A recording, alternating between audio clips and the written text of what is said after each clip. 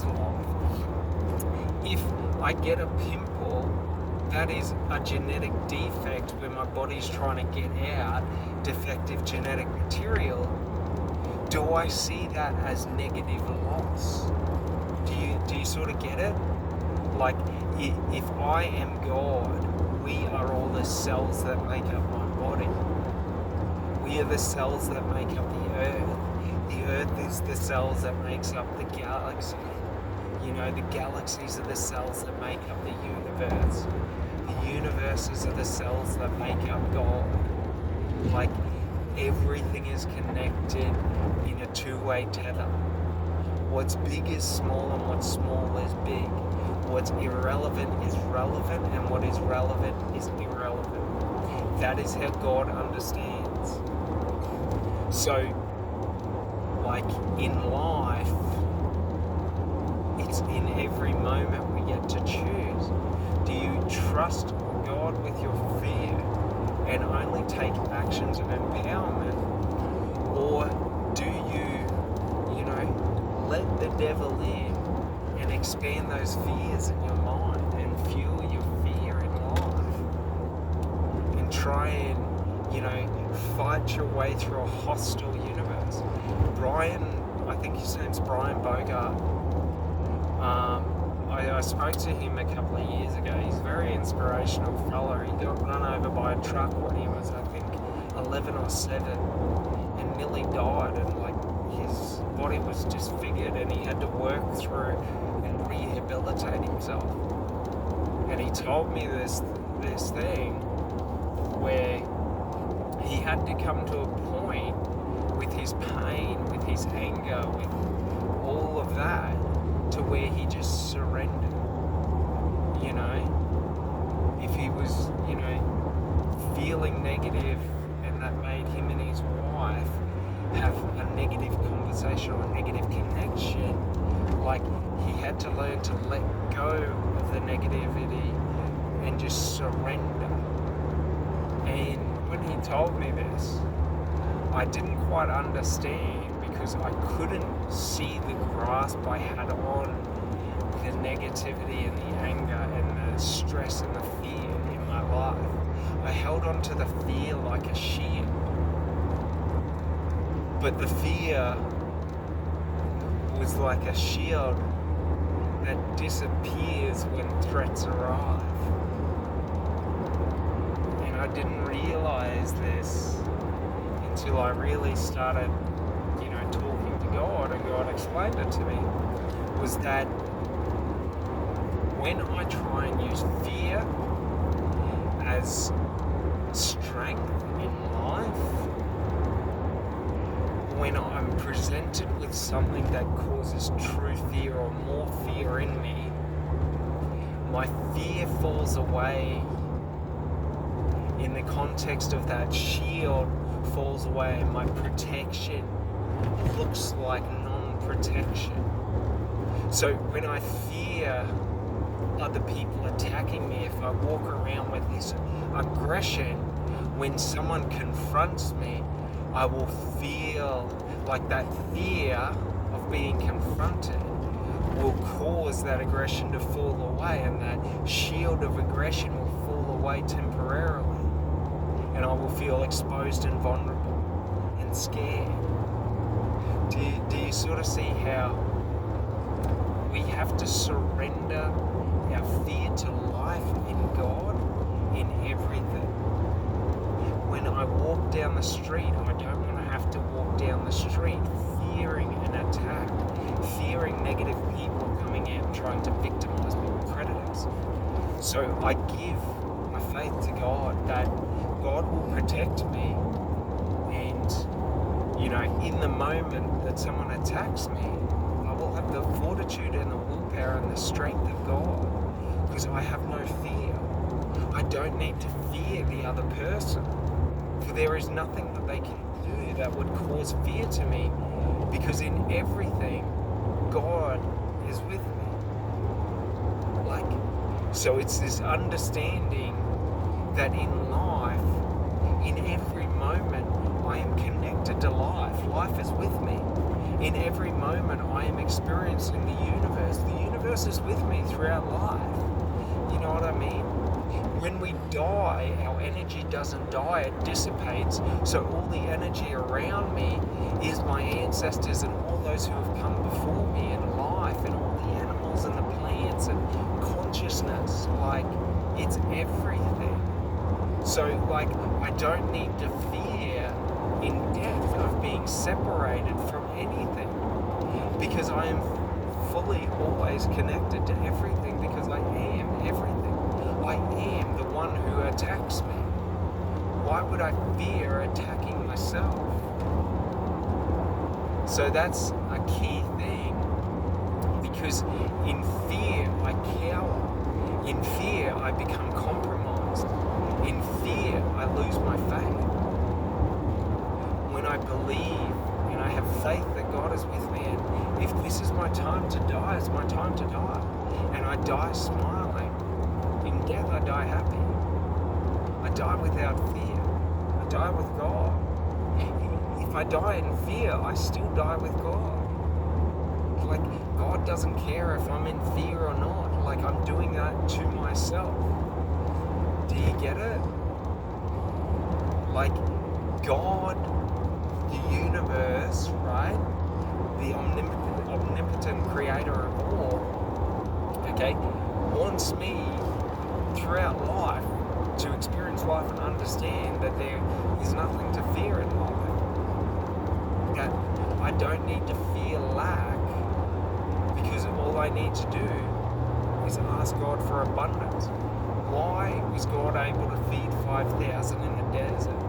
Because Moses said to God, how can I feed people with 12 loaves of bread and, 2 baskets of fish? So, God said, all right, this is how much you need. Like, but we don't do that. In life, a lot of us are like the slaves in the desert, sitting there bickering and giving into fear. How can this happen? What can we do? How on earth could that ever feed us?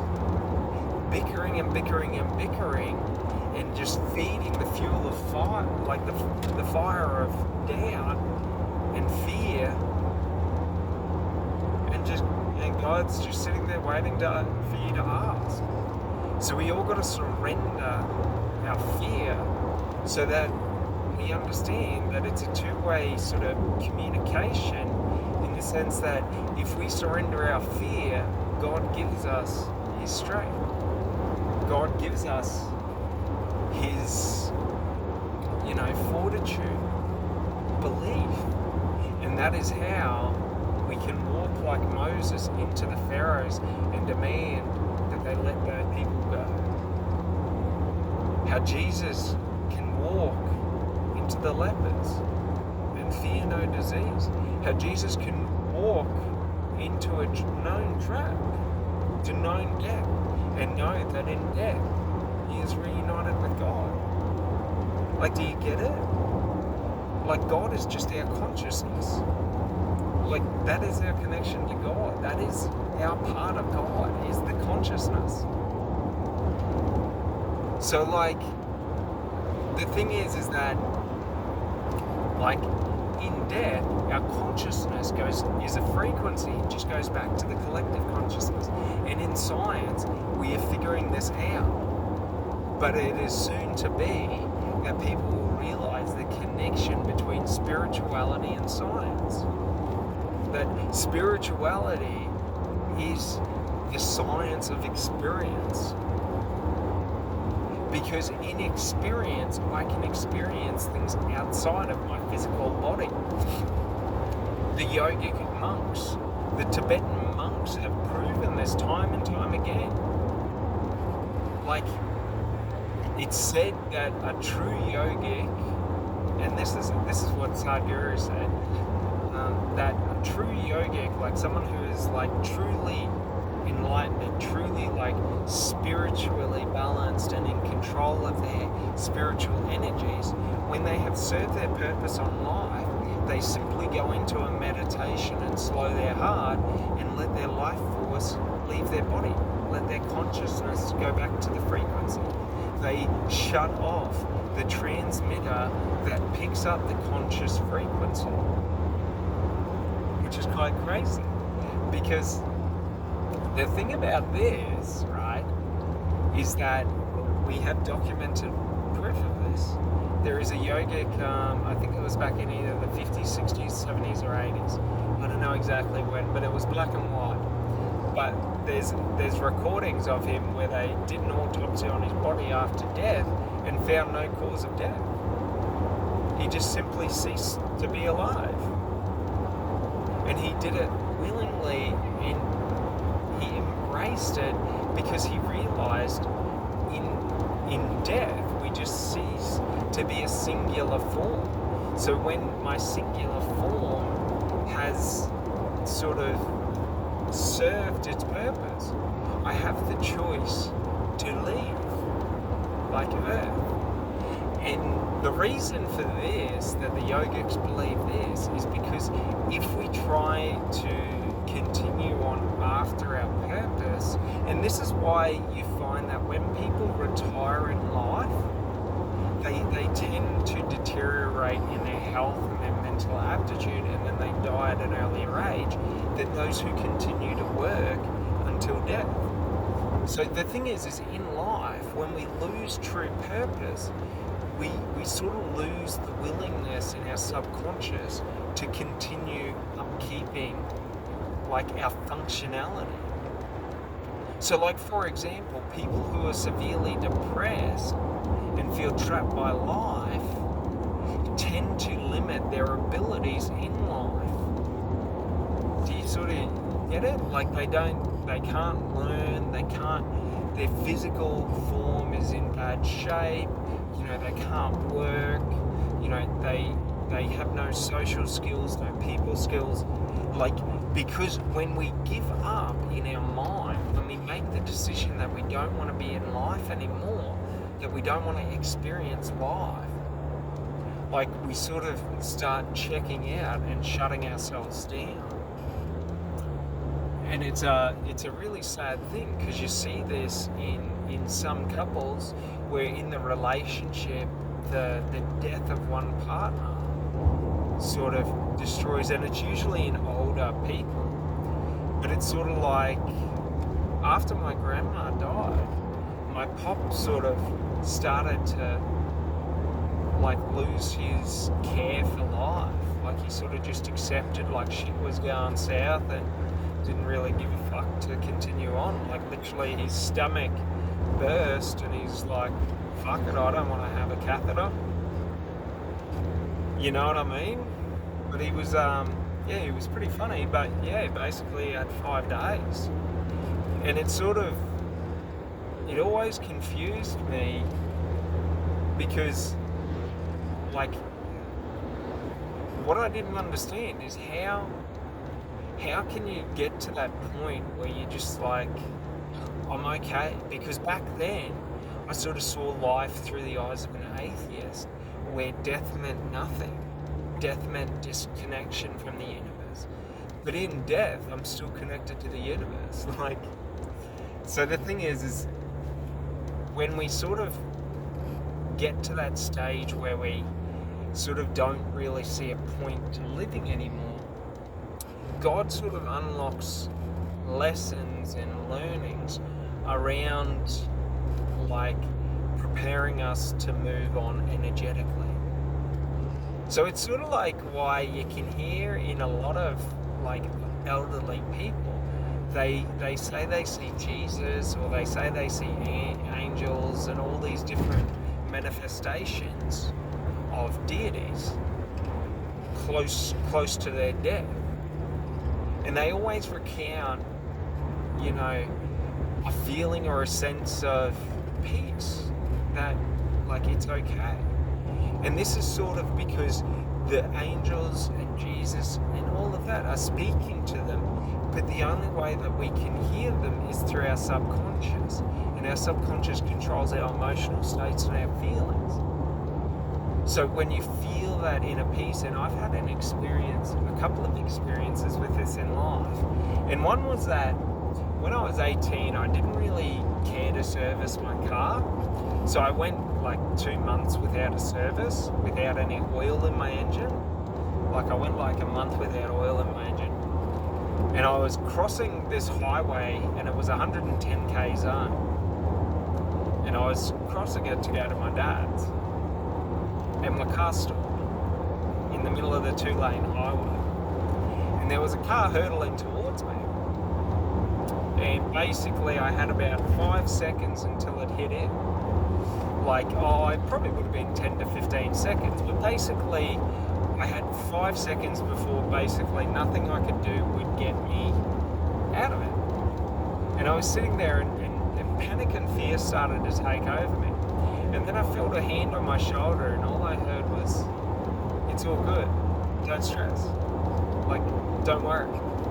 And then my engine kicked back in and I shot over the road.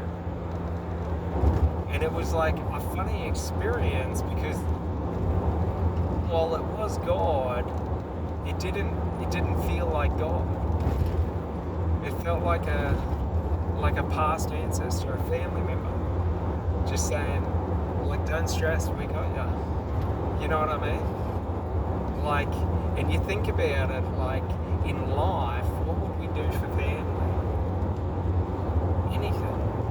So in death, if we saw family in need, we would rig the system, i.e. my engine, to kick back in and give me, and like basically 2 or 3 seconds after I sort of started going, a car went past me, it was blaring its horns.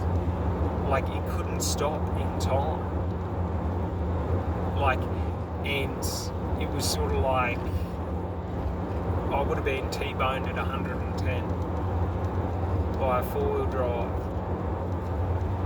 You know what I mean? And it's like, after that, I had a phobia and a fear of highways, crossing highways and turning out into traffic. Because I always feared that, like, you know, my engine could seize, or that something could happen to where, you know, like, you know, I would just be unprepared in a bad situation.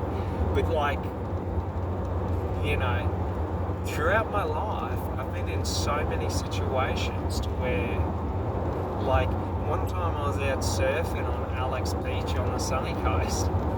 And it's so funny because, like, I don't like being around other people when I'm learning. I like to focus because other people it's too many variables being around other people. So I always tend to surf about 25-30 meters away from people. Because I just like to do my own thing, be in my own space, because it helps me focus better. And there was about 40-50 surfers out with me this morning. And I'm sitting there and it's sort of like, it's a bit choppy. Waves, like the sets aren't coming in good, so I'm just sort of hanging out. And I'm sitting there and I watch the rescue helicopter and it's sort of flying and it's flying pretty low and I'm looking there. And then it does a U-turn about like 100 meters down from me and starts coming back.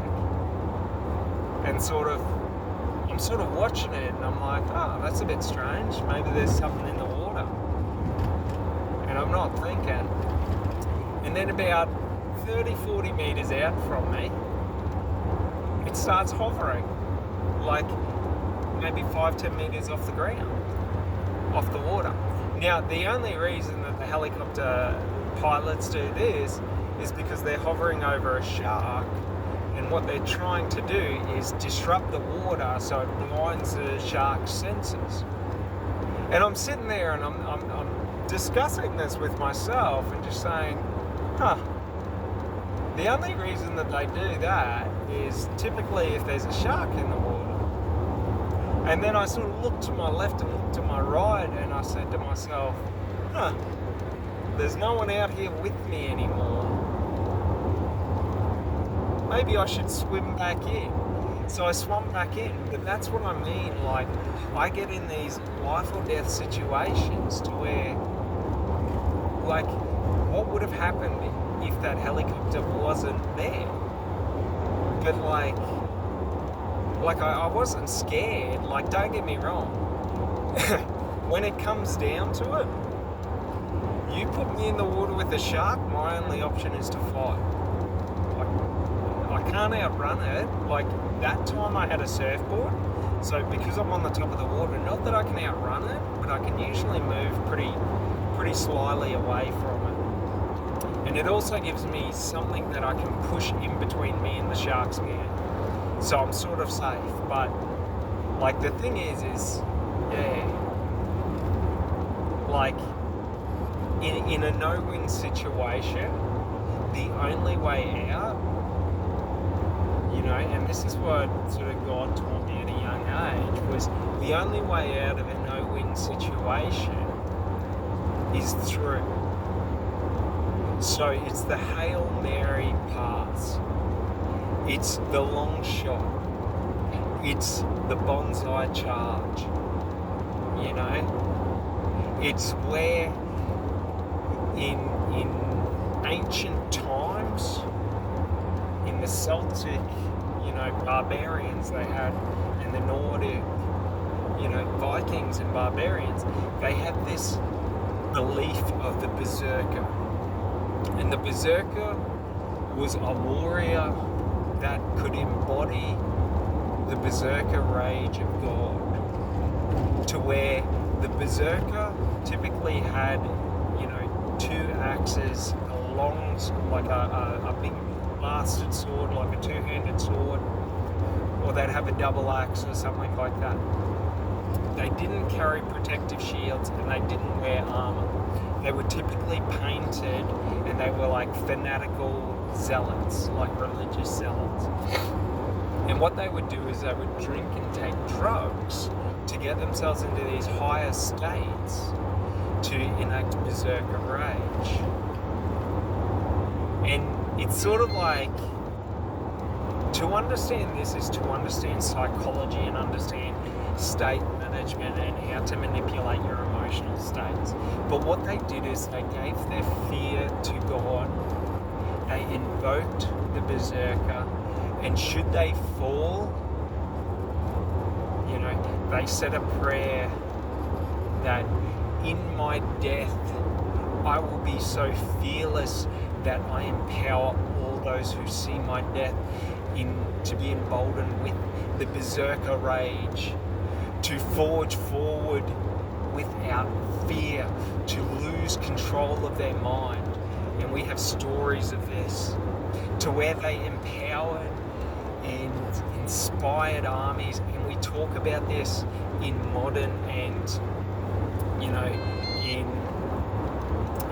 like, you know, medieval and all of that, where we have these great generals, these leaders, these warlords who led from the front without fear, who inspired those and knew in their death that martyrdom was with them, that when they died they would empower and inspire all those around them to take up the charge and the call of leadership. This is what happens in wolf packs. This is why the alpha is always the first to attack the threat, is because the alpha is showing the way that to be the alpha, you have to give yourself to danger for others, for the protection of the pack, to show and inspire the betas, one of the betas,